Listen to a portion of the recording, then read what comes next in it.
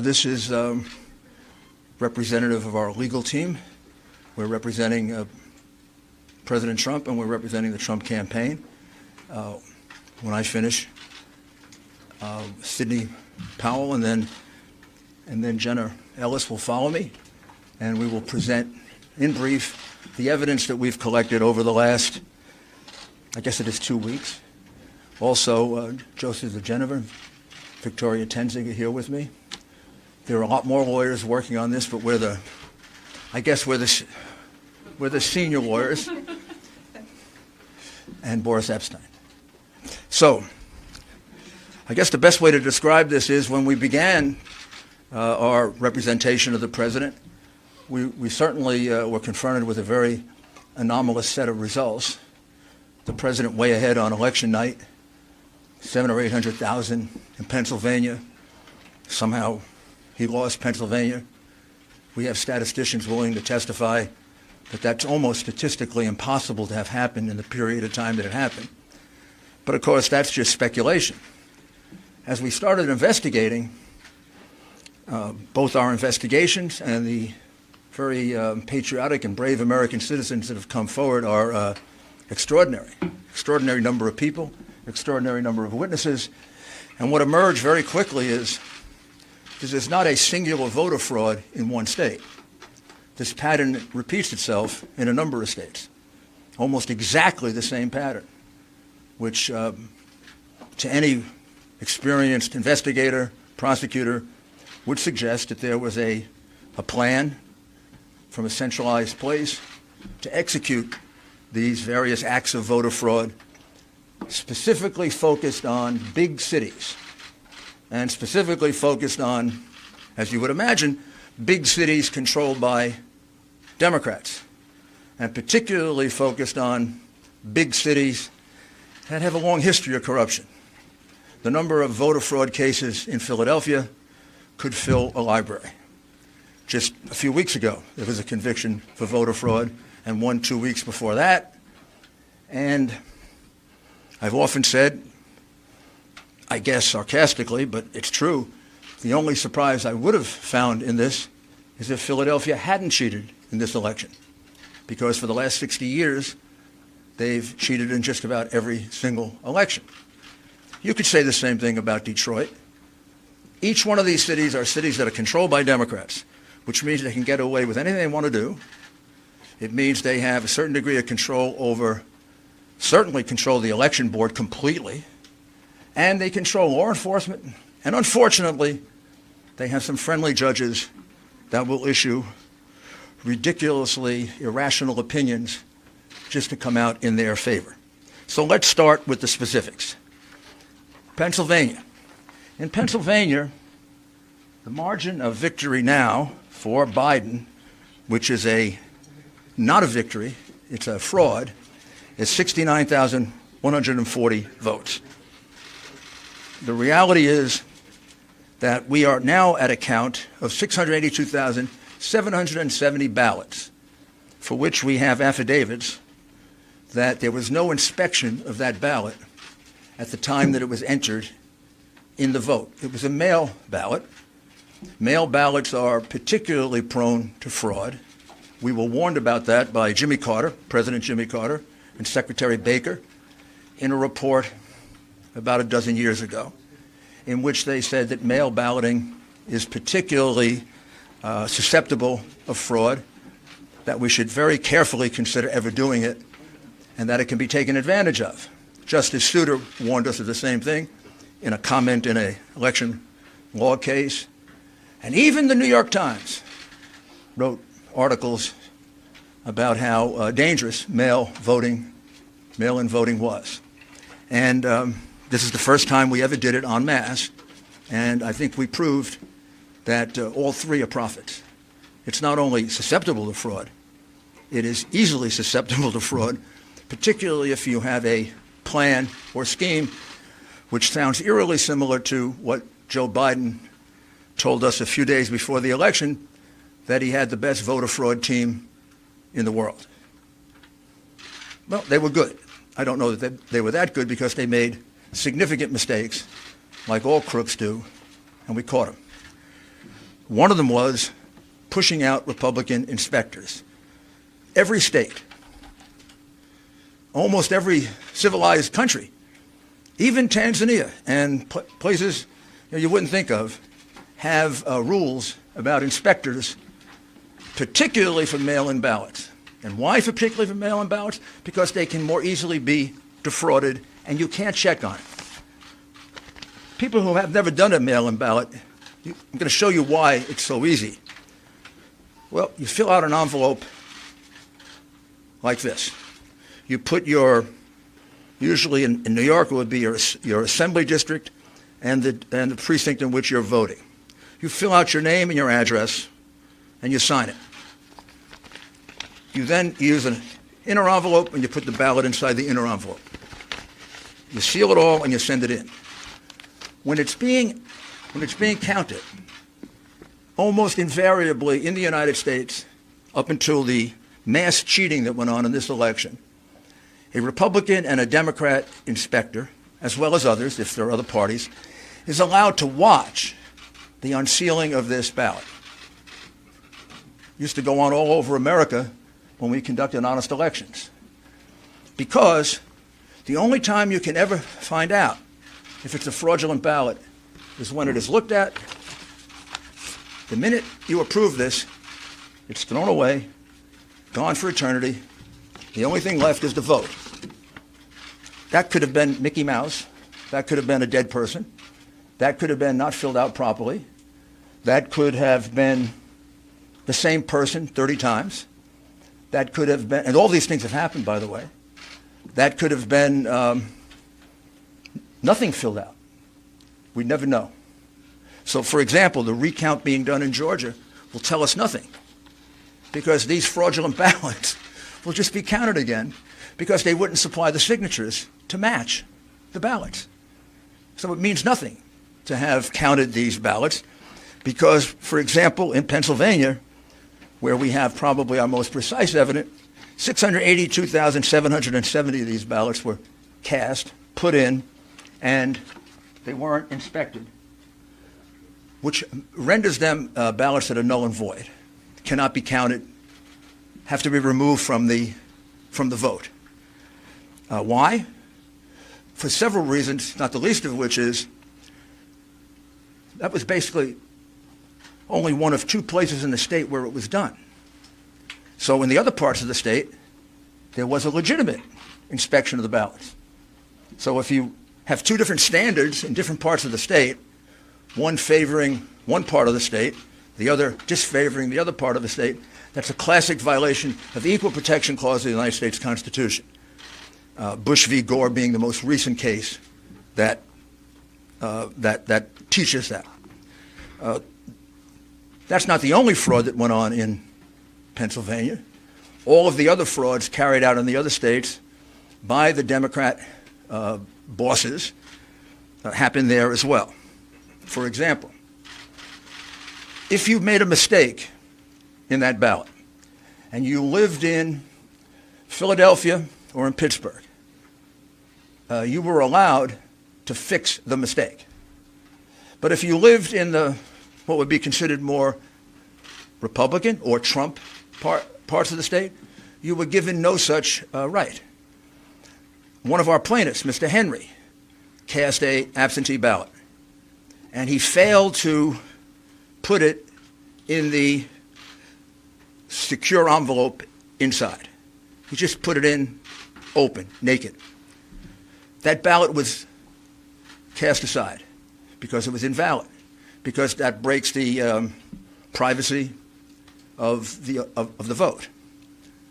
In Pittsburgh and in Philadelphia, if they noticed that there wasn't an inner envelope, they'd contact the voter and allow him to vote again. Or if he didn't fill it out completely, or if he made a mistake and didn't sign his full name, he was allowed to cure it. There is no such provision under the law of Pennsylvania. The Democrat Secretary of State made that up in order to maximize the votes in Philadelphia and Pittsburgh and to minimize the votes in the other parts of the state. Clearly illegal, clearly voter fraud, easily provable, hundreds of witnesses, maybe thousands. We have To give you another example, we have 17,000 provisional ballots cast in Pittsburgh. Do you know what a provisional ballot is? Provisional ballot usually happens this way, and about 15 of the 17,000 happen this way. You walk in and you say, I'm here to vote today. Oh, Mr. Giuliani, you already voted. I did? I don't remember voting. Oh, yes, you cast an absentee ballot. No, I didn't. Yes, you did. No, I didn't. Yes, you did. So why does that happen 17,000 times in Pittsburgh? People walked in thinking actually 15,000 to be precise. Why did it happen 15,000 times that people in Pittsburgh walked in to vote and they had already voted according to the Democrat election machine? Did they forget? That many people with bad memories in Pittsburgh? Or is the following correct? That as witnesses will testify, they were instructed by the Democrat bosses when they had a ballot in which there was no one registered, just assign it to somebody. Just assign it to Rudy Giuliani. So when maybe Rudy Giuliani won't show up to vote. And if he does show up to vote, we'll give him a provisional ballot. That is what we call circumstantial evidence of the fraud.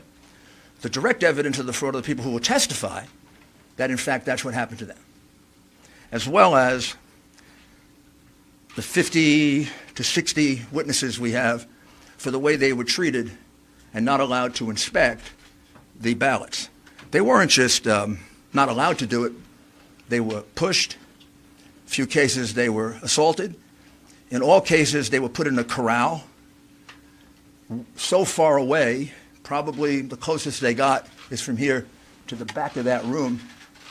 We could do like did you all watch My Cousin Vinny? You know the movie? It's one of my favorite law movies because he comes from Brooklyn. And when the nice lady who said she saw, and then he says to her, how many fingers do I got up? And she says, 3. Well, she was too far away to see it was only 2. These people were further away than my cousin Vinny was from the witness. They couldn't see a thing. Now, I don't know. You're going to tell me that 60 people are lying? They didn't just tell me this. They swore under penalty of perjury, which is something no Democrat's ever done. You don't even ask Biden about this. You don't put him under penalty of perjury. He doesn't even get asked questions about it. He doesn't get asked questions about all the evidence of the crimes that he committed. These people are under penalty of perjury. Their names are on an affidavit. They swear that they weren't allowed to carry out their function as inspectors. And it's not just a technical thing. There's a reason they did it. Why would you not allow people to carry out the function they've been allowed to do for 50 years, 60 years? Why wouldn't you allow inspections of those ballots?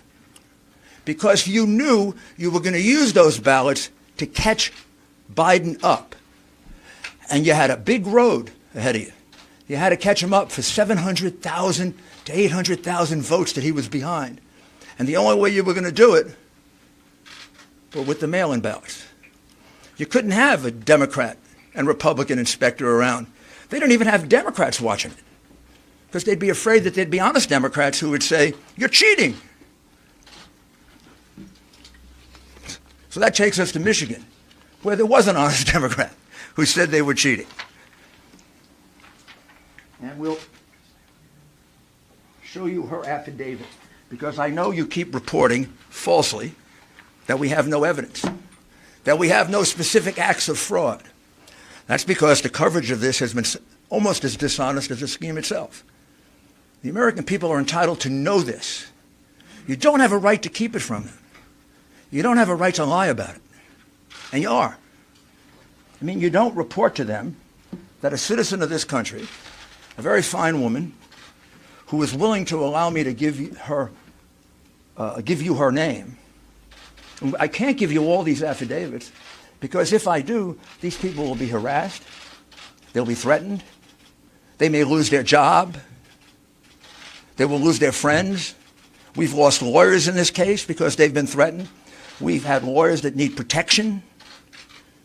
What's going on in this country is horrible, and the censorship that you're imposing is making it worse. But Jessie Jacob is an adult citizen and a resident of the state of Michigan. She's been an employee of the city of Detroit for decades. I know her age, but she can tell you her age. She was assigned to voting duties in September, and she was trained by the city of Detroit and the state of Michigan. She was basically trained to cheat. She said that I was instructed by my supervisor to adjust the mailing date of these absentee ballot packages to be dated earlier than when they were actually sent in. The supervisor made that announcement for all workers to engage in that fraudulent practice. That's not me saying that. That's this American citizen saying that under oath. I don't know. Maybe you could say she's lying, but you can't say there's no evidence. This is what we call evidence. This is direct evidence, not circumstantial. I tried many, many cases, as did all my colleagues here. You put a witness on a witness stand, the witness is testifying to their own knowledge.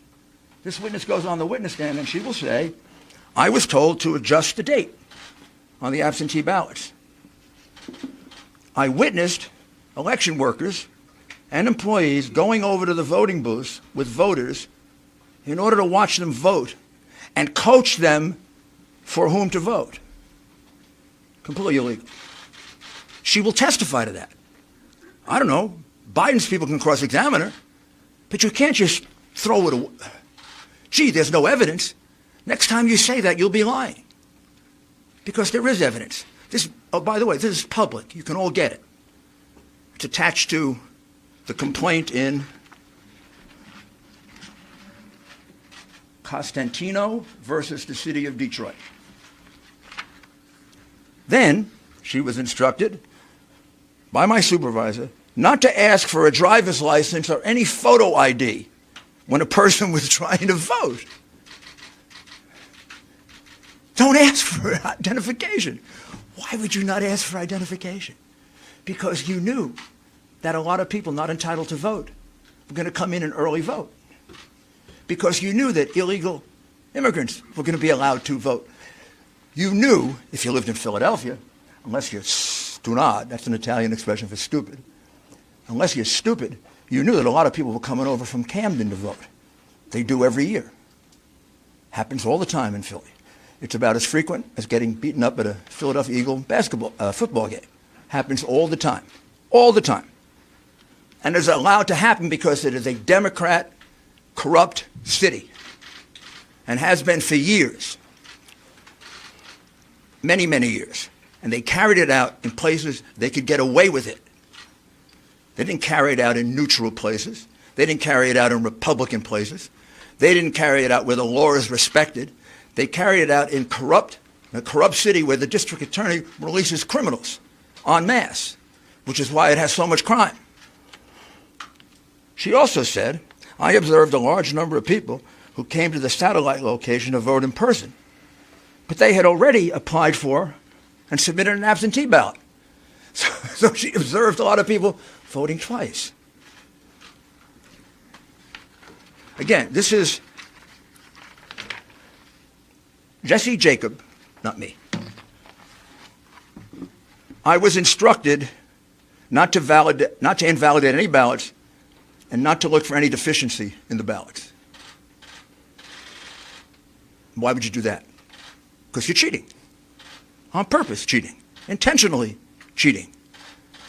You're cheating as an institution. This is an instruction from the election commissioner or the employer to the worker. Don't look for any deficiencies in the ballots. I was instructed not to look at any of the signatures on the absentee ballots. If she was instructed not to look for any of the signatures on the absentee ballots, why the heck do you sign it in the first place? In order to identify it.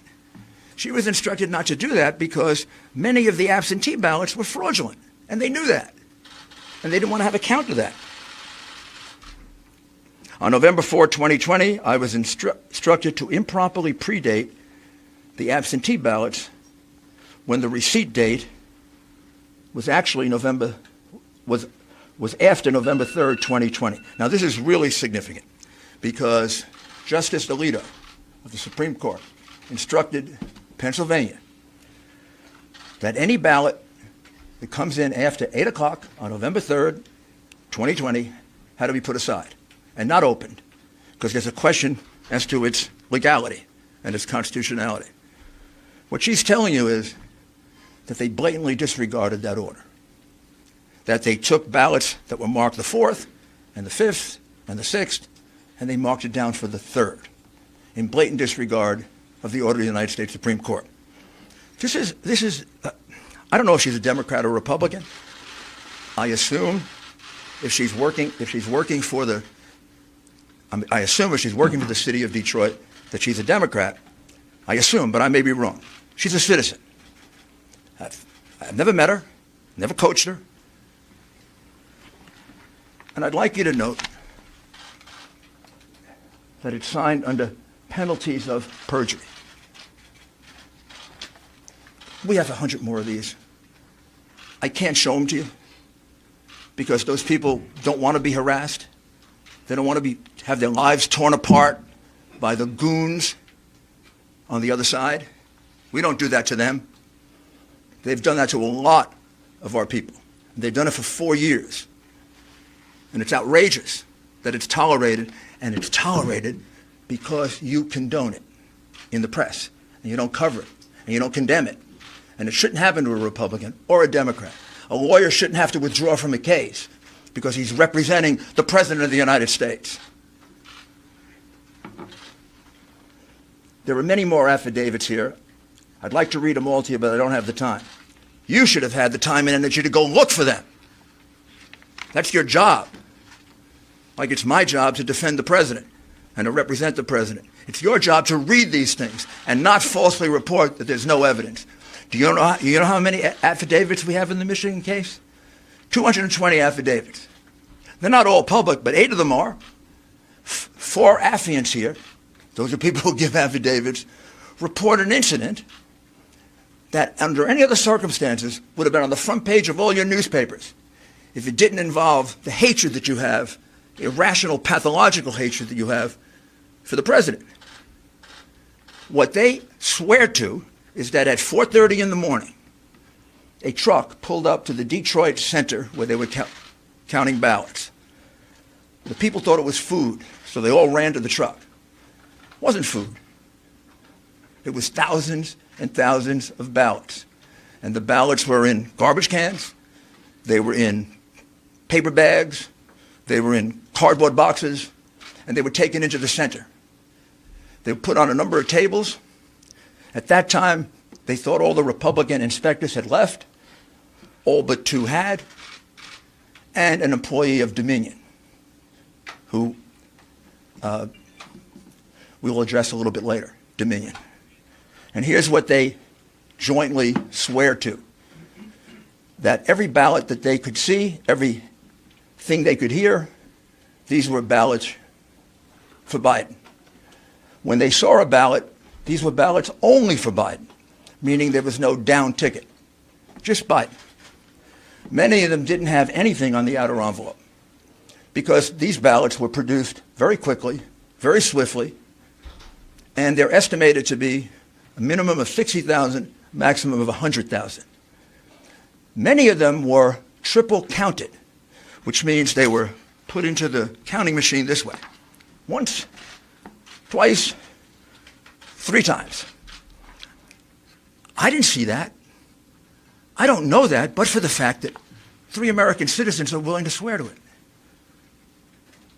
And we're not going to let them go to court and do that? We're going to let this election go by when there are, in this case, 60 witnesses that can prove what I'm saying to you and other acts of fraud in Michigan? I mean, what's happened to this country if we're going to let that happen? What happened to this country if we're going to cover that up? We let Al Gore carry on an election dispute longer than this one has been going on for one state and for Chads. This happened in Pennsylvania. It happened in Michigan. Michigan probably right now, if I count up the affidavits, just one case alone, Trump v. Benson, a case that we dismissed today because that case was attempting to get the Wayne County Board of Supervisors to decertify. Well, they did. They decertified. That case has 100 affidavits. And the 100 affidavits show essentially what I've talked to you about. Counting ballots improperly, counting them 3 and 4 times, having people vote 3 and 4 times, changing and backdating ballots to the point of at least 300,000 illegitimate ballots that we can specifically identify. The margin in Michigan was 146,121, and these ballots were all cast basically in Detroit that Biden won 80-20. So you see a change as a result of the election in Michigan, if you take out Wayne County. So it's a very significant case. That is being raised in the case of Costantino versus the city of Detroit. Not by us, but by an individual plaintiff. We are helping and assisting in that case, however. And you can find all the affidavits that you want filed in that case. And you can find out they're not just allegations, they're allegations supported by sworn testimony, which is a lot better than Joe Biden has ever done on anything. He doesn't answer questions, much less give you sworn affidavits. Wisconsin. Wisconsin had a very small margin, 20,544 last time I looked. In Wisconsin, without going into great detail, very similar plan. Republicans shut out in the city of Milwaukee and also in Madison. Republicans almost uniformly shut out from the absentee process, not allowed to inspect, not allowed to look at the ballots. We have in Milwaukee and in the state of Wisconsin a much stricter law. Wisconsin doesn't allow mail-in ballots. They didn't buy into the big mail-in ballot situation. Wisconsin, when you look at their constitution, almost seems to not like absentee ballots. They state it's not a right, a privilege. And they have very, very strict procedures. And the strict procedure says that you can't be given an absentee ballot. You have to personally apply for it. It's illegal, basically, to solicit a vote. And they have actually many reasons for it. That probably goes back to their progressive days. When I say progressive, I mean late 19th century, early 20th century progressive, when that really meant progressive, not retrogressive. So there are 60,000 ballots in Milwaukee County and 40,000 ballots in Madison that, as far as we can tell, and this is why we're auditing, because we have very good information, the numbers are going to come out about here, that don't have applications. Under the law of the state of Wisconsin, already decided, if there's no application for an absentee ballot, the absentee ballot is thrown away. This all happened in 2 places in Wisconsin. Didn't happen in northern Wisconsin. Didn't happen in Republican Wisconsin. Didn't happen in neutral Wisconsin, where there are an equal number of Republicans and Democrats. It happened in a place where the vote was 75, 80% for the Democrat. You take away any number of those, and that 20,000 lead disappears. In other words, if you count the lawful votes, Trump won Wisconsin by a good margin. Indeed, if you count the lawful votes in Pennsylvania, he won it by about 300,000 votes. Also, in the lawsuit filed in Wisconsin, which is really a petition because of their procedures, there were no inspectors provided for the count of the illegal ballots. There were numerous backdated ballots. We're just counting them now, run over into the thousands. And there were many precincts in which there was an overvote. Now let me explain to you what an overvote is, which is something you should have explained to the American people. because it's about the clearest circumstantial evidence of massive fraud that you can have. An overvote is if 200% of the people who are registered in a district vote. Think about that. 200% of the registered voters in a district vote. What does that mean? That means somebody voted twice. That means somebody who's not entitled to vote voted, an illegal, a person from another city or state, a person who's not registered. But what it means is that those are illegitimate votes. You don't have an overvote of 200% or 300%. You don't have an overvote of 100%. Most precincts don't have 100% turnout. In fact, classically, it's considered to be an overvote if you go over 80%. Well, in Michigan and Wisconsin, we have overvotes in numerous precincts of 150%, 200%, and 300%. One of the reasons why the two Republicans did not certify in Wayne, Michigan, Wayne County, Michigan, is because the overvote was so high, monstrously high, in about 2/3 of the precincts in the city of Detroit, which means magically 2 and 3 times the number of registered voters turned out to vote. In fact, we have precincts in which 2 times the number of people who live there, including children, voted. That's absurd. The frustration of this is, what I'm describing to you is a massive fraud. It isn't a little teeny one. It isn't, 100 votes switched here or there. Georgia, we're about to file a major lawsuit in Georgia. That'll be filed probably tomorrow. I don't need to go through it. Virtually the same things I've told you before. In the city of Atlanta, Republicans were not allowed to watch the absentee mail-in ballot process. Inspections completely cast aside. And we have numerous double voters. We have numerous out-of-state voters. And we have specific evidence of intimidation and changes of vote. That'll all be in the lawsuit that comes out tomorrow. Arizona is a state that we're looking at very, very carefully. I would say we're probably going to bring a lawsuit in Arizona. More than probably. I think we are going to bring a lawsuit in Arizona. We're still collecting that evidence. And the state that we're looking at that would surprise you is we have very, very significant amount of fraud allegations in the state of New Mexico, and we have a significant number of allegations in the state of Virginia. I don't know yet whether the number in Virginia will reach the number that can turn the election.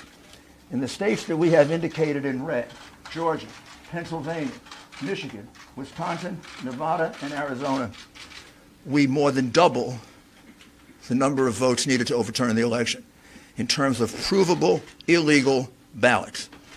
All you got to do to find out if I'm misleading you at all is to look at the lawsuits. Look what's alleged. Look at the affidavits. Maybe we can supply more affidavits. In order to do it, I have to get permission from the people. But in the materials I have here, there are at least 10 that come from citizens. We have 1,000 at least. And we're getting more every day. And there are other aspects of this fraud that at this point I really can't reveal.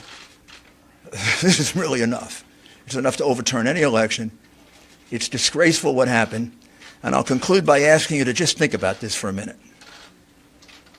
What happened on the morning of November 3rd when they were going to count this new kind of ballot, this mail-in ballot? Did every Democrat leader in Pennsylvania and in Michigan and in Wisconsin and in Georgia and in Nevada and in Arizona, they all wake up and all separately have the same idea? Did they all separately have the idea that we're going to put Republican inspectors in pens? We're not going to let them look at mail-in or absentee ballots? They all independently come up with that, like just by coincidence. They say, hey, we're going to put the Republicans in pens and corrals. We're going to do it in Pittsburgh. We're going to do it in Philadelphia. We're going to do it in Detroit. We're going to do it in Milwaukee. We're going to do it in Las Vegas. We're going to do it in Phoenix. What did I miss? Oh, we're going to do it in Atlanta. Or isn't the logical conclusion that I think any jury would accept after they heard this evidence that somebody had this plan? Maybe that was always the plan, to do this very, very questionable form of voting, which has been criticized by President Carter, by Secretary Baker, by most experts on election reform. I think the logical conclusion is this is a common plan, a common scheme. It comes right directly from the Democrat Party, and it comes from the candidate. Clearly. That's the reason why Hillary Clinton said, don't concede, even if you're losing. That's the reason we had a Freudian slip by the candidate. And he said he had the best voter fraud team in the country. That's the reason why he probably didn't have to go out and campaign. He had to have known what they were going to do. This had to be planned in advance. I'm kind of checking, did they go, to the same contractor to get the corrals to put the Republicans in? And this is a disgraceful thing that was done in this country. Probably not much more disgraceful than the things these people did in office, which you didn't and don't bother to cover and you conceal from the American people. But we let this happen. We use largely a Venezuelan voting machine, in essence, to count our vote. We let this happen, we're going to become Venezuela. We cannot let this happen to us. We cannot allow these crooks, because that's what they are, to steal an election from the American people. They elected Donald Trump. They didn't elect Joe Biden. Joe Biden is in the lead because of the fraudulent ballots, the illegal ballots that were produced and that were allowed to be used after the election was over. Give us an opportunity to prove it in court, and we will. Now I'm going to ask Sidney Powell to describe to you what we can describe about another totally outrageous situation. I don't think most Americans know that our ballots get calculated, many of them outside the United States, and are completely open to hacking, completely open to change, and it's being done by a company that specializes in voter fraud. I'll let Sidney describe that to you. Thank you, Rudy. What we are really dealing with here and uncovering more by the day is the massive influence of communist money through Venezuela, Cuba, and likely China in the interference with our elections here in the United States. The Dominion voting systems, the Smartmatic technology software, and the software that goes in other computerized voting systems here as well, not just Dominion, were created in Venezuela at the direction of Hugo Chavez to make sure he never lost an election after one constitutional referendum came out the way he did not want it to come out. We have one very strong witness who has explained how it all works. His affidavit is attached to the pleadings of Lynn Wood in the lawsuit he filed in Georgia. It is a stunning, detailed affidavit because he was with Hugo Chavez while he was being briefed on how it worked. He was with Hugo Chavez when he saw it operate to make sure the election came out his way. That was the express purpose for creating this software. He has seen it operate, and as soon as he saw the multiple states shut down the voting on the night of the election, he knew the same thing was happening here, that was what had gone on. Now, the software itself was created with so many variables and so many back doors that can be hooked up to the internet or a thumb drive stuck in it or whatever, but one of its most characteristic features is its ability to flip votes. It can set and run an algorithm that probably ran all over the country to take a certain percentage of votes from President Trump and flip them to President Biden, which we might never have uncovered had the votes for President Trump not been so overwhelming in so many of these states that it broke the algorithm that had been plugged into the system. And that's what caused them to have to shut down in the states they shut down in. That's when they came in the back door with all the mail-in ballots, many of which they had actually fabricated. Some were on pristine paper with identically matching perfect circle dots for Mr. Biden. Others were shoved in batches. They're always put in a certain number of batches, and people would rerun the same batch. This corresponds to our statistical evidence that shows incredible spikes in the vote counts at particular times, and that corresponds to eyewitness testimony of numerous people who have come forward and said they saw the ballots come in the back door at that time. Notably, the Dominion executives are nowhere to be found now. They are moving their offices overnight to different places. Their office in Toronto was shared with one of the Soros entities. One of the leaders of the Dominion project overall is Lord Malloch Brown, Mr. Soros' number 2 person in the UK, and part of his organization. There are ties of the Dominion leadership to the Clinton Foundation and to other known politicians in this country. Just to give you a brief description of how this worked, I'm going to quote from a letter that was written, and I will read that to make sure I get the quotes right. This person was objecting to the United States acquisition of Sequoia voting systems by Smartmatic, a foreign-owned company. I believe this transaction raises exactly the sort of foreign ownership issues that CFIUS is best positioned to examine for national security purposes. It's undisputed that Smartmatic is foreign-owned and it has acquired Sequoia. They keep changing the names as they go along. Different times when a problem comes up, they just create another corporation and call it a different name. But it was a voting machine company doing business in the United States. Sequoia voting machines were used to record over 125 million votes during the 2004 presidential election in the United States. Smartmatic now acknowledges that Antonio Mujica, a Venezuelan businessman, has controlling interest in Smartmatic, but the company has not revealed who all the Smartmatic owners are. According to the press, Smartmatic's owners are hidden through a web of offshore private entities, and that is, in fact, true. Smartmatic has been associated with the Venezuelan government led by Hugo Chavez, which is openly hostile to the United States, and of course, as we all know, communistic and really brutalizing its own people. The system has been continued there by Mr. Maduro and ensured his election. Smartmatic's possible connection to the Venezuelan government poses a potential national security concern in the context of its acquisition of Sequoia, because electronic voting machines are susceptible to tampering, and insiders are in the best position to engage in such tampering. This letter expresses concern of the Chicago 2006 primary election.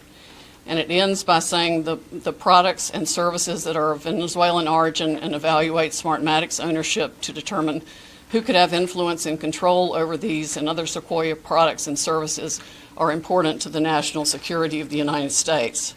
This letter was written to Hank Paulson on October 6, 2006 by Congresswoman Carolyn B. Maloney. Senators Klobuchar and Warren have raised these concerns as recently as December 2019. Why our government has not taken them seriously is beyond my comprehension, unless they have, some of the 3-letter agencies have used them themselves in other parts of the world. We know that the technology was exported to affect an election in Argentina. That's admitted by our friend who wrote the affidavit about Hugo Chavez and his interest in Smartmatic. Again, in 2006, Carolyn Maloney wrote the Honorable John Snow, the Secretary of the Treasury, about the issues. Speaking of Smartmatic's leadership, one of the Smartmatic patent holders, Eric Coomer, I believe his name is on the web as being recorded in a conversation with Antifa members saying that he had the election rigged for Mr. Biden, nothing to worry about here, and they were going to F Trump. His social media is filled with hatred for the president and for the United States of America as a whole, as are the social media accounts of many other Smartmatic people. There has been widespread use of this. Dominion itself is utilized in 2,000 jurisdictions in 30 states. It has been uncertifiable in multiple states who realized all the problems that it had, including Texas. Experts have described it across the board, from a Princeton group of 3 professors to experts that we have talked to about its end-user vulnerabilities. People can admittedly go in and change whatever they want. They can set the ratio of votes from one thing to another. They can say that a Biden vote counts as 1.25 and a Trump vote counts as 0.75. And those may be the numbers that were actually used here.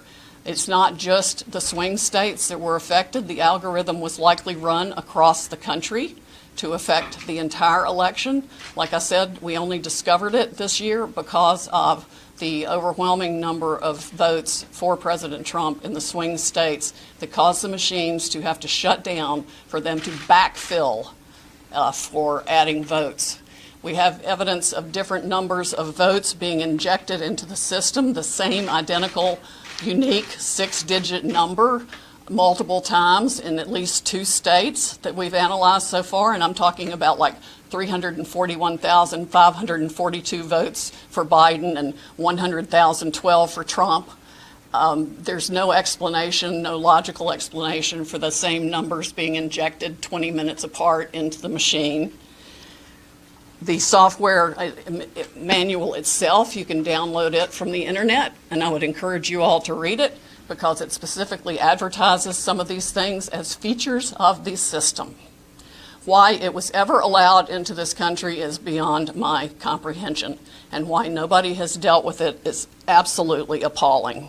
The machines were easily accessible to hackers. There's a video on the net that will explain to you how a kid with a cell phone can hack one of these voting machines.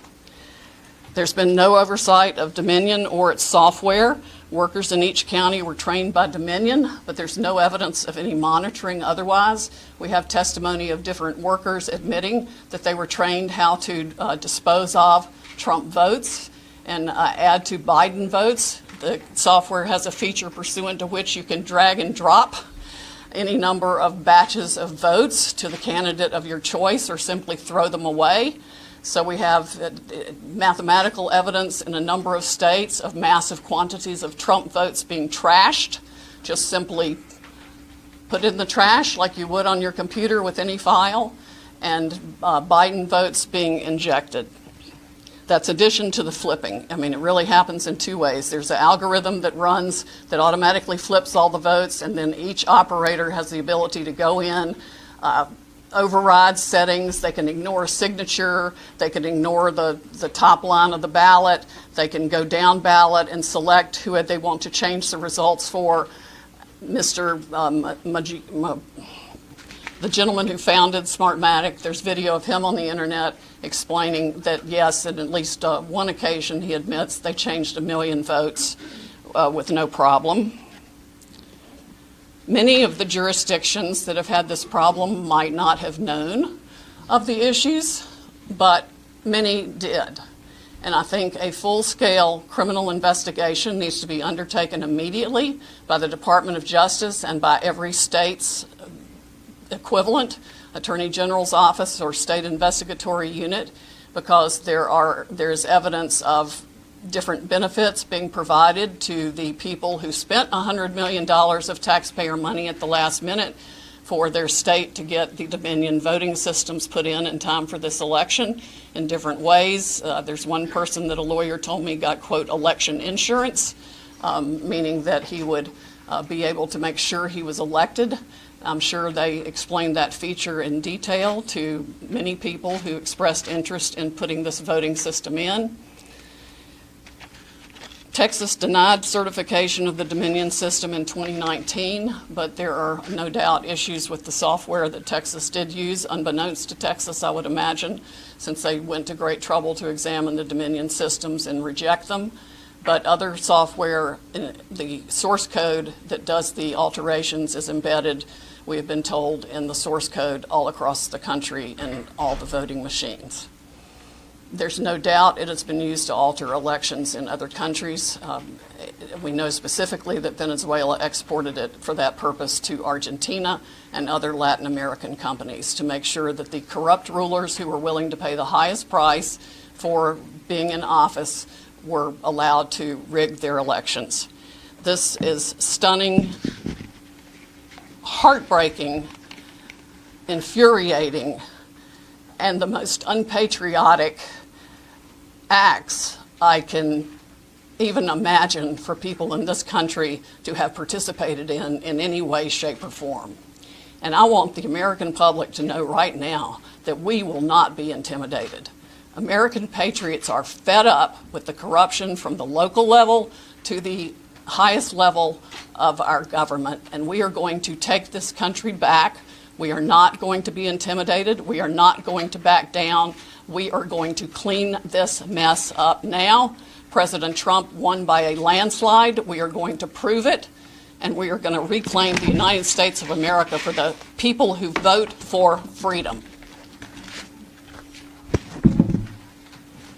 How come you're not suing in the Wisconsin counties that use this? Why are you only doing a recount? And excuse me that we're not out to the questions at this point. So excuse me, we're not at the questions at this point. My name is Jenna Ellis, and I'm the senior legal advisor to the Trump campaign, and I'd like to just explain now where we've been and where we're at and what you can expect from this process. So what you have heard, I'm sure, in the fake newspapers tomorrow will be one of two things. Either there was not sufficient evidence that we've presented, or we spoke too long. Okay, so what you've heard now is basically an opening statement. This is what you can expect to see when we get to court to actually have a full trial on the merits, to actually show this evidence in court and prove our case. This is not a Law and Order episode where everything is neatly wrapped up in 60 minutes. For those of you who are here in this room or have maybe tuned out in other networks, clearly you've never been court reporters. Trials take time. Putting on evidence takes time. This is basically an opening statement so the American people can understand what the networks have been hiding and what they refuse to cover, because all of your fake news headlines are dancing around the merits of this case and are trying to delegitimize what we are doing here. Let me be very clear that our objective is to make sure to preserve and protect election integrity. President Trump has been saying from day one that this is about maintaining free and fair elections in this country. It is not about overturning an outcome. It is about making sure that election integrity is preserved, and every American should want that. If every American is not on board with that, you have to ask yourself why. And if your fake news network is not covering this or allowing you to cover it fairly and accurately, you should ask yourself why. This is absolutely a legitimate legal basis. We have been asked to provide an entire case that generally would take years in civil litigation. I've been a prosecutor. I have tried cases with far simpler facts. One thing happened in a matter of minutes, and it still takes days. And we go through a jury process. This is the court of public opinion right now. We are not trying our case in the court of public opinion, because if we were, we would get unbiased jurors. I would strike 99% of you from the jury, and I would be allowed to because of the fake news coverage you provide. You are not unbiased jurors. And until you step out of your role as a journalist and actually go into a courtroom and you are a judge on a bench that has sworn an oath to be unbiased in our separation of powers, then your opinion does not matter.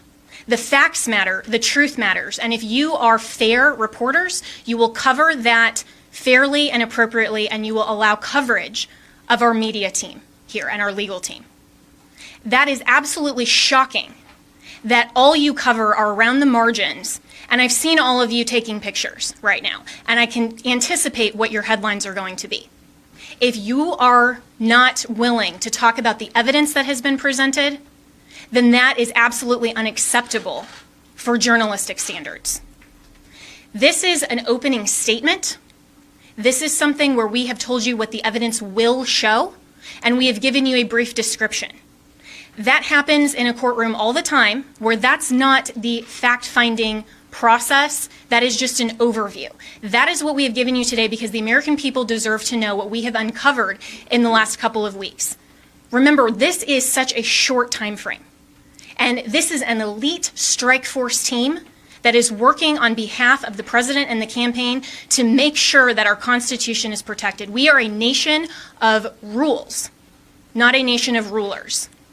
There is not someone that just gets to pick who the next president is outside the will of the American people. And that is our task, because when we talk about voter fraud, it's actually election official fraud. That cannot stand. The Constitution requires that the state legislatures are the ones that make election law. It still has to go by the U.S. Constitution. But what has happened in this case is that state and local level officials, and all the way up, have changed the rules. That's what the Democrats do. If they don't like the rules, they change them. And they change them at the last minute. They manipulate them. They want to tear down our American system. Our founders were so brilliant that they anticipated this, that there would be corruption, there would be foreign influence, there would be attempts to manipulate the outcome of the election, especially with who they called our chief magistrate. I would encourage all of you to go home and actually read Alexander Hamilton's Federalist 68 and see what he described as an advocacy position to adopt and ratify the Electoral College and the process by which we select our president. We select our president through the Electoral College not because it disenfranchises voters, but because it is a security mechanism for exactly the type of corruption that we are uncovering. And every American should be grateful and thankful that our founders had the foresight to put in those protections and provisions to make sure that your legitimate legal vote is not disenfranchised. That is what we are advocating for. We want to make sure to protect election integrity, and your president, President Trump, we are so proud that he is in this fight because he understands that when he swore his oath of office, he swore an oath to uphold and defend the United States Constitution. That is what he is doing. And that is what we are doing. We are confident that through this multiple pathway to victory, we will get to the actual outcome that the evidence shows. But this is not about overturning an election on our part. It's about making sure that we protect and preserve free and fair elections for all future American elections. If the United States caves to corruption or this type of election integrity disaster, then no election will be secure from here on out. And we all need to be keenly aware of that. We are the representatives here that are standing in this gap and defending President Trump and defending you, the American people, at the end of the day. This is ultimately about the United States of America. And we want to make sure to protect and defend that. And as my colleagues have said, we will not back down. We won't be intimidated. President Trump will not be intimidated. You, the American people, should not be intimidated. You, the press, should cover this fairly and should know that this matters to election integrity, and it matters to the future of our nation. So we have given you an overview, but recognize this is not a court of law. We will get there, and we have time, and we have constitutional provisions that will step in when we show the corruption and the irredeemably challenged and overturned votes that are absolutely corrupt in all of these counties. It is irredeemably compromised. We will show that, but you have to give us that opportunity. This has been just our opening statement, and we have an opportunity to get there, and we have time, and we will do that. This is the United States of America, and we stand proudly for President Donald J. Trump. Thank you. One more point. The world is watching this. I have gotten multiple emails from people in other countries who watched the same pattern happen there. We have witness testimony that the same things were done in those countries as this was exported from Venezuela and by Maduro and by Mr. Chavez and by Cuba. And of course, we know China also has a substantial presence in Venezuela and substantial interest in making sure that President Trump does not continue in office. This is the consummate foreign interference in our election in the most criminal way you can possibly imagine. It must be shut down. We know, for example, that one of the Dominion's highest level employees or officers went to Detroit himself to man the Detroit Operations Center, where he could watch the votes coming in real time and decide what file folder in the system to put those votes into. That's why you see massive spikes after hours when people were told that all the votes were in and all the votes were counted. Many Dominion employees have already reached out to us to tell us the truth. They are Americans who want to ensure election integrity like we do. I would encourage every Dominion or Smartmatic employee who is fed up with the corruption in this country to come forward as soon as possible, because these are serious federal offenses that I am confident the Department of Justice will be in pursuit of in very short order if they are not already. All right. A few questions? Yeah, Mayor Giuliani, this sort of reminds of 30 years ago, they had federal judges doing consent decrees over elections. So you had a federal judge overseeing the election booths, this is old Chicago days. Will you be asking that in Georgia, where you have the two Senate races, to have the U.S. District Court judges and federal authorities monitoring the elections? I can't say what's going to be done about... In Montgomery County, we have sort of a Operation Gray Lord. I'm sorry, in what county? County, Pennsylvania, yes. Atlanta, there's sort of an Operation Gray Lord going on. I don't know if you were informed of that. I know about it. I really can't give you an opinion on that. I think, obviously, every election official should learn something from this and be very, very careful with the next election. I know this is a lot of information that we've given you, probably because we're frustrated with what we keep reading and hearing in the censored press, which is that we have no evidence, we have no specifics, we have no backup for what we're saying, and you largely ignore the affidavits that are filed. Whether you agree or disagree with an affidavit, it's evidence.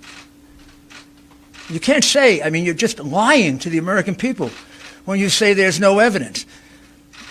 Sidney was giving you information that come from affidavits from other people that are given under oath.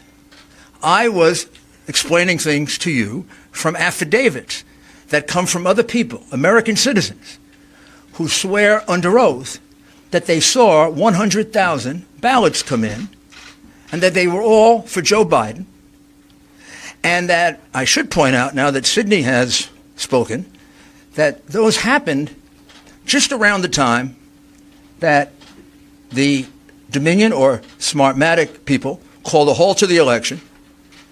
And then you can also trace it with a very big spike in the vote count at exactly that time. Right up. So what we're telling you is supported by evidence. And we're going to have to present these because of the procedures that exist according to the different voting laws of the different states. For example, you asked us about Wisconsin. We have to first create a contest in Wisconsin before we can move to bringing a fulsome federal lawsuit. The contest, from everything I can see, is going to overturn the vote because it's going to show somewhere around 100,000 illegal ballots in two counties that Biden carried by 75, 80%. And you know how close Wisconsin is. And what I'm talking about is the absentee ballots for which there were no applications. And that's not just a small matter. The reason for the application and the reason to keep all these things together is precisely to avoid what the Democrats did in this election, which is to misuse the absentee ballot process and the mail-in ballot process in order to cheat. So they really cheated in two respects. They cheated with the machines. Instead of asking me,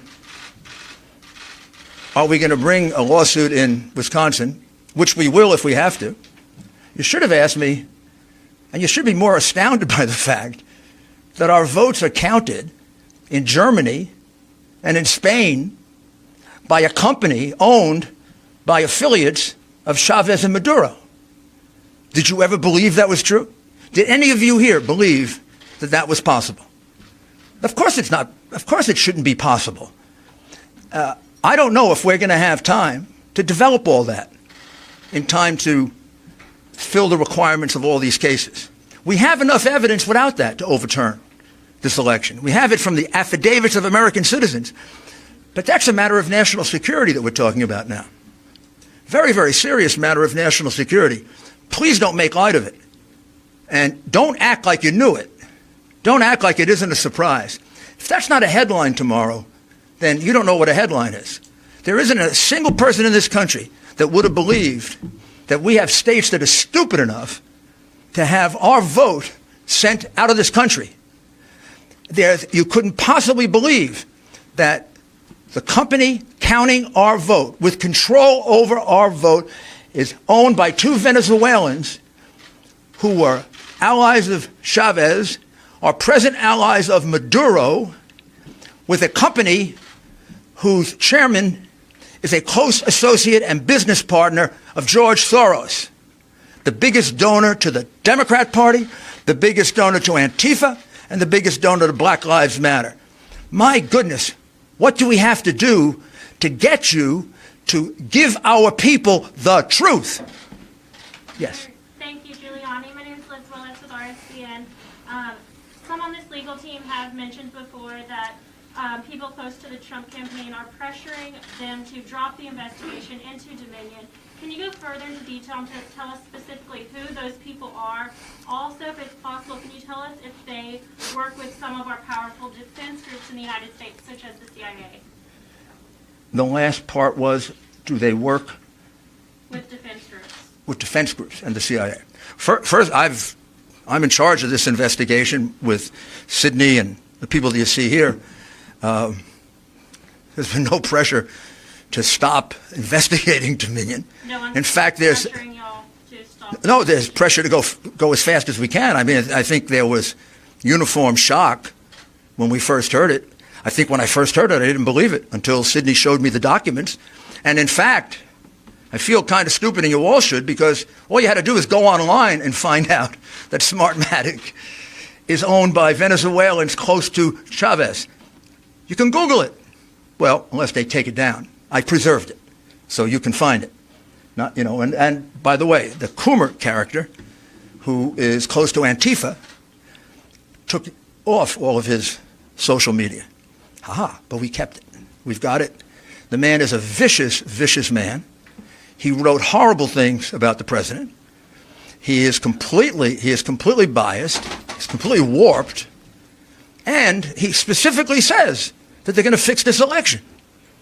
I don't know what you need to wake you up to do your job and inform the American people, whether you like it or not, of the things they need to know.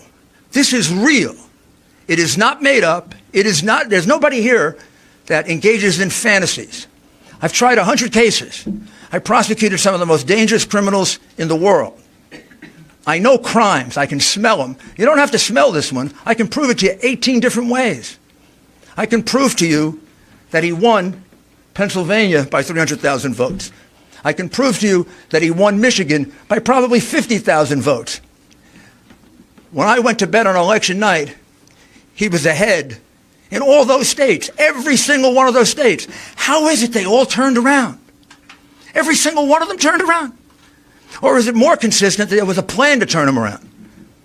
And since there are witnesses who say there was a plan to turn them around, and it kind of begs credulity to say that it all happened in every single state, my goodness, this is how you win cases in a courtroom.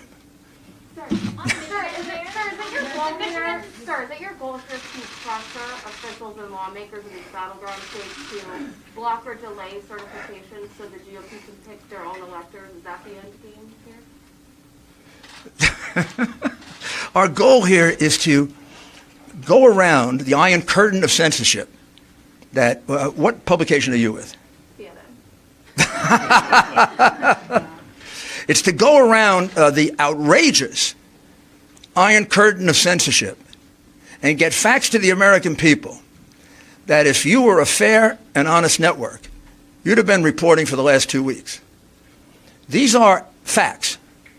These are things that actually happened. These people really wrote these affidavits. These affidavits are really part of the public record.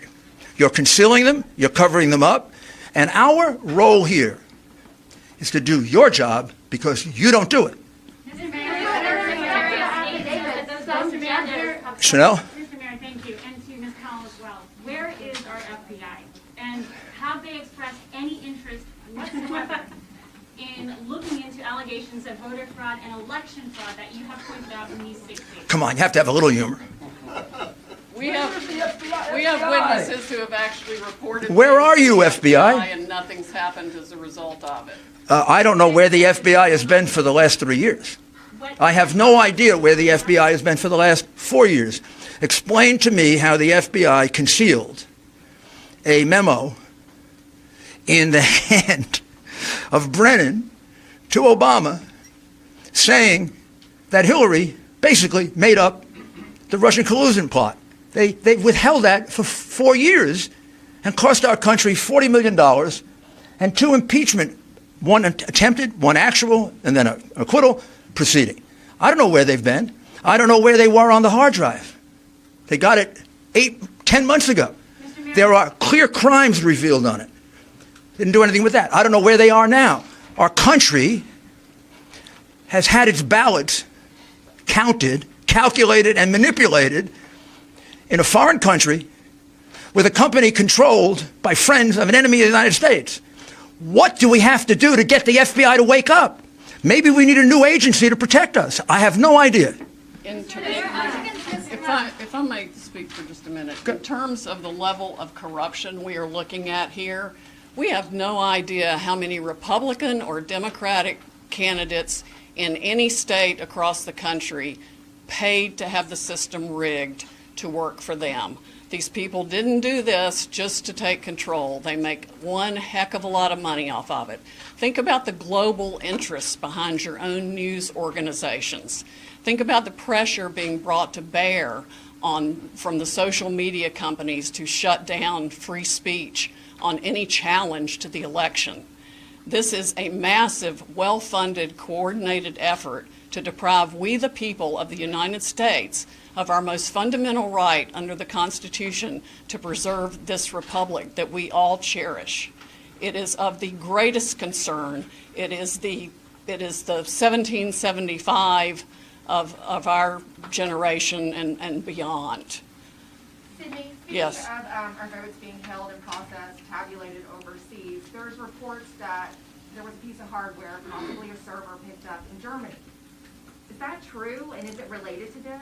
That is true. It is somehow related to this, but I do not know whether good guys got it or bad guys got So it. we don't know who picked it up.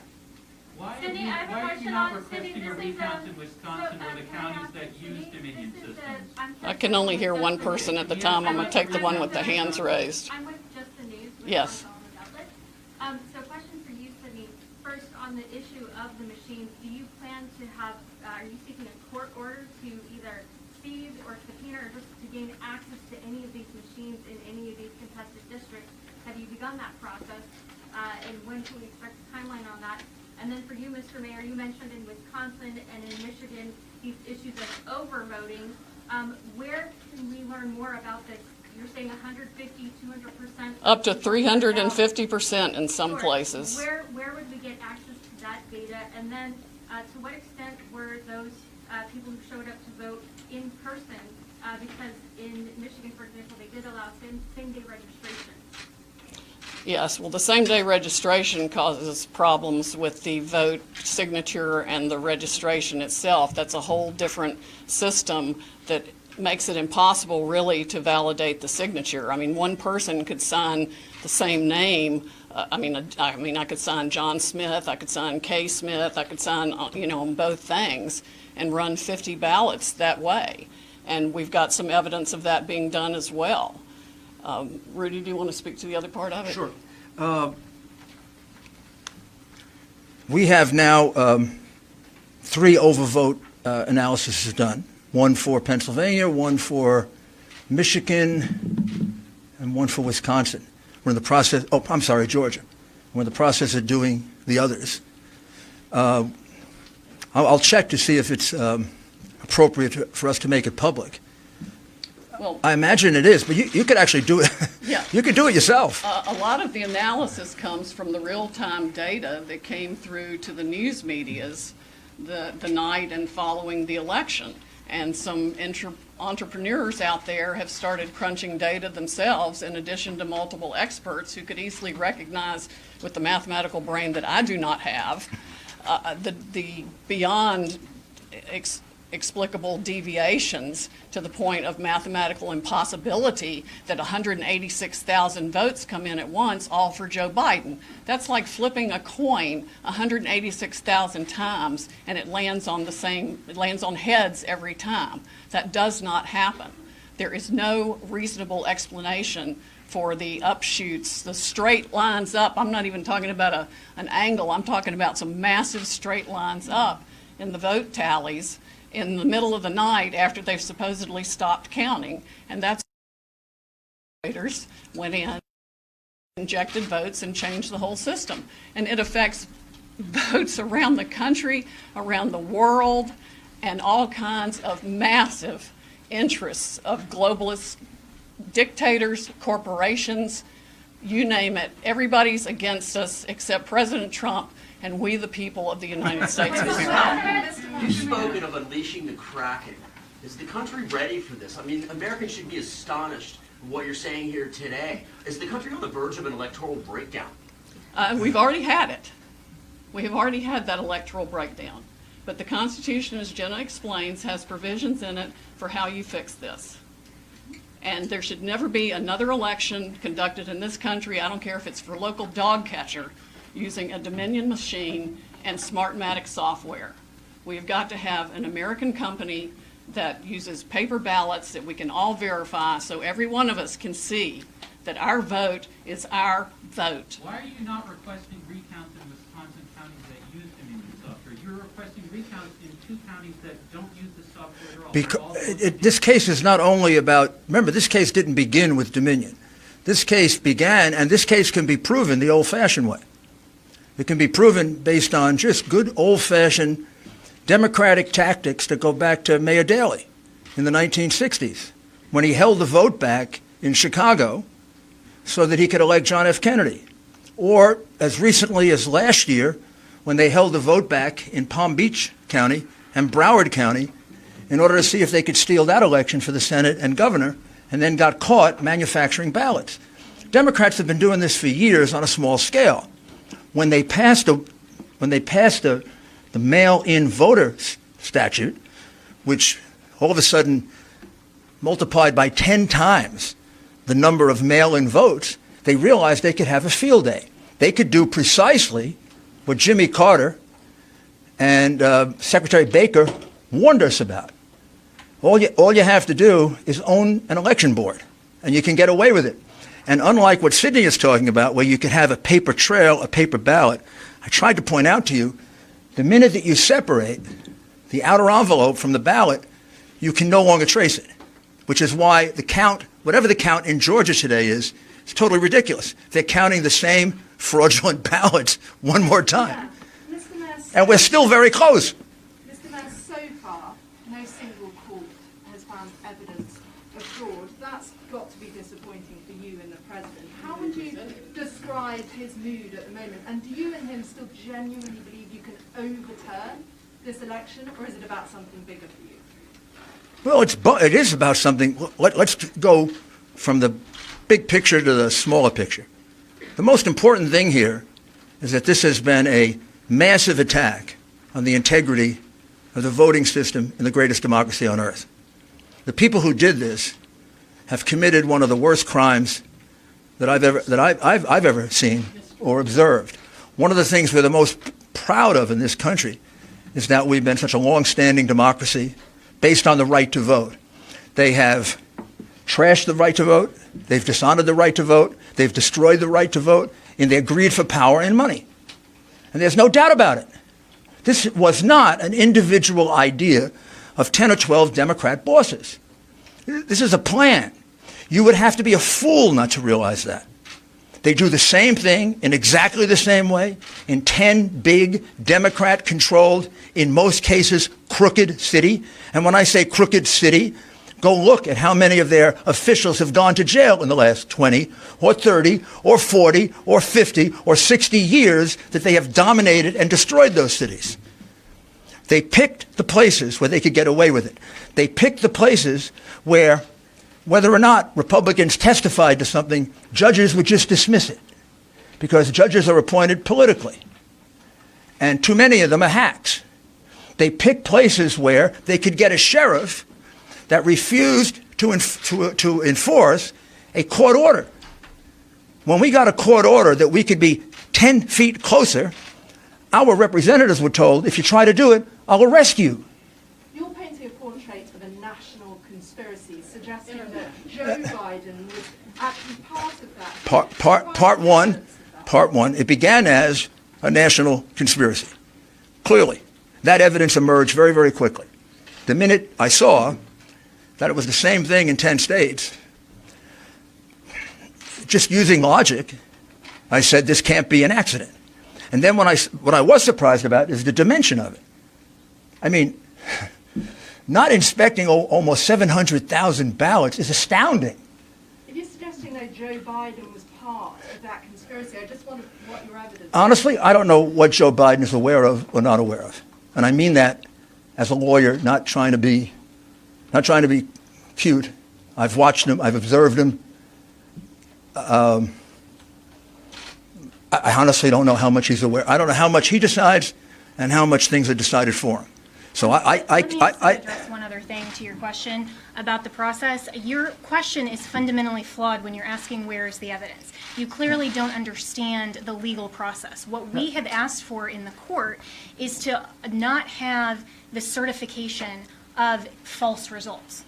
And so to say, hold on a minute, we have evidence that we will present to the court. We haven't had the opportunity yet to present that to the court. We're giving you an overview and a preview of what we've discovered, but no court yet we've had that opportunity. So when we have we have fraud allegations pending, so what we've asked for are temporary restraining orders or injunctions to not certify false results. We're very happy that Michigan, the reason we dismissed that lawsuit today is because the Michigan county in Wayne County, they're not going to certify that because 71% of counties have inconsistent data. No person in this room or in this country should want states to rush through and coronate a president with false results. We have to make sure that the results are accurate. That's what we will prove. Two more questions. The Secretary of State says that can't actually happen, that those votes can't be rescinded, and that the certification in Michigan currently stands. The Secretary of State where? In Michigan. Yeah, well, there are problems in Michigan. Follow the money. Follow the political party, ma'am. I mean, you're actually seriously going to want me to take seriously the Secretary of State of Michigan? When the Secretary of State of Michigan never bothered to find out that the votes in her state were being counted in Germany by a Venezuelan company, and you want me to take her seriously or him seriously? I mean, I was in government. If I were the governor of that state, I'd fire everybody that was involved in this election. They didn't come and tell me that my state was going to be embarrassed, made a fool of, because I'm sending my votes of people in Michigan over to Germany to be counted by a company that is owned by people who are allies of Maduro and Chavez. By the way, Carolyn Maloney, who wrote that, is my congresswoman. A Democrat pointed that out. They didn't do the darndest bit of due diligence. If you bought a $10 million company, you would have done more due diligence than that. Maybe they're incompetent, or maybe they didn't want to know. But you're not going to have me take seriously anything that comes from anyone involved in the election the way it was conducted in Michigan. But you guys are saying that those votes have been rescinded. They haven't. The Secretary of State there says that they can't be. The Secretary of State can say whatever she wants to say. Of course she's going to say that. She's a Democrat. She could also credit the affidavits of the two people and say that the board is tied and therefore the vote hasn't been certified. So because she's a Democrat, she's saying that. Do you think she has any credibility, having run the kind of election they ran in Michigan?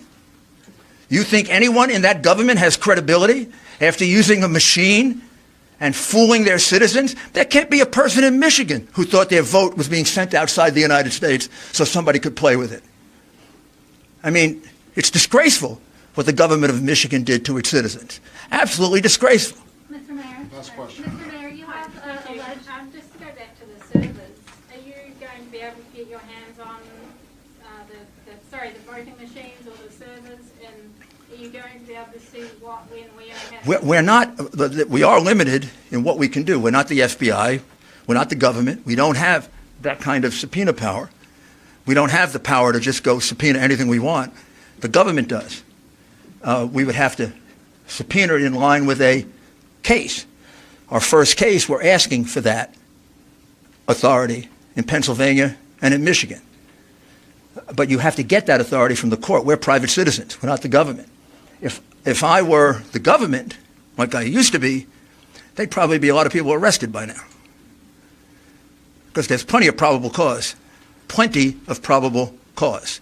All right, thank you, everybody. No. We'll take... You alleged that Donald Trump has won by a landslide.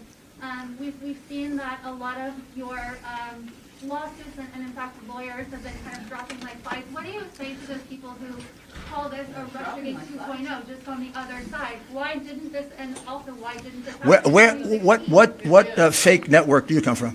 I don't come from a fake network. In fact, I am completely independent, have no one above my head. Oh my goodness. Well, first of all, our cases haven't been dismissed. We only have... Over 20... Look at the plaintiffs who were involved in this. It's not our case, ma'am. Don't lie to people. I'm saying, what do you say to Ma'am, you are lying. I think that we You're lying. You're lying. Well, continue to lie. I'm not going to... kind of went way over their head. Ma'am. Okay. Let me answer the question. Let me answer the question. The answer to the question is, we don't have a lot of lawsuits. We only have 3. Our lawsuits have not been dropped all over the place. Okay, well, you're a totally discourteous person. I'm going to finish my answer. So, I'm actually really nice. I'm going to finish my answer. The fact is we have very, very few lawsuits. The lawsuits you're talking about have been brought by private individuals and groups. Most of them were dismissed for lack of standing, probably correctly, because they were brought before the election took place. The election is now over. The only lawsuit we have withdrawn is the one where we got the relief that we wanted, and that's the one in Michigan. We also have another lawsuit in Michigan that will accomplish the other objectives of what we want to do in Michigan. So it's silly to have 2 competing lawsuits. The only lawyer that left a case left because he was threatened. His family was threatened. His children were threatened. And so was the other lawyer. Yeah, that's true. We have a little difficulty getting lawyers because our lawyers get threatened with being killed because of the ridiculous way in which you cover this and the ridiculous way in which you cover. You haven't seen how I've covered this. Now, I'm not talking about you. I'm talking about everybody, but I get a pretty good sense from the way you handle yourself, how you cover it. All right, we're finished with you now. One last question. One last question from a... One last question. One last question.